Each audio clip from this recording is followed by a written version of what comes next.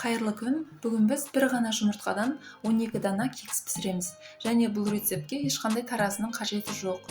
Бірақ соған қарамастан кекстеріміз жұмсақ әрі үлпілдек болып шығады. Сол үшін видеоны соңына дейін қарап шығыңыз. Бір жұмыртқаның үстіне бір кесе қантты сала отырып, жақсылап миксерлейміз. 5 минуттан кейін жұмыртқамыз 2 есе ұлғайып, аппақ болып көпіріп шығады. Бұл жерде жұмыртқаны венчикпен де араластырсақ болады, бірақ миксерлеген кезде кекстеріміз сондай үлпілдек болып шығады. Миксерлеп болғасын толтырып 1 кесе сүт құямыз. Одан кейін жарты кесе сұйық май құямыз. Осылардың барлығын тағы да жақсылап миксерлеп аламыз.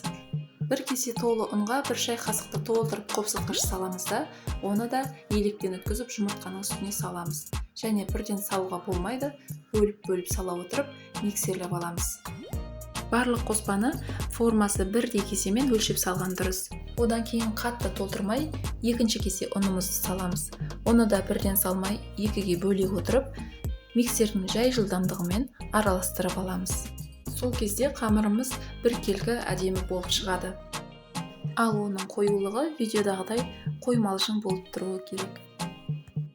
Силиконды формамызға қамырды 1-1,5 ас қасықтан құйып шығамыз. Арасына вареная сгущенкада шоколадта қоссаңыз болады. Сосын 180 градуста 30 минут пісіріп аламыз.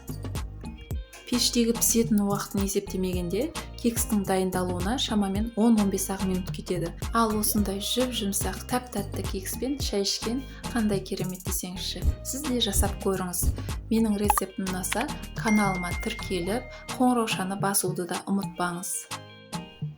Еңбегімді бағалап, видеоны соңына дейін қарағаныңыз үшін рахмет. Сіздермен болған Замира.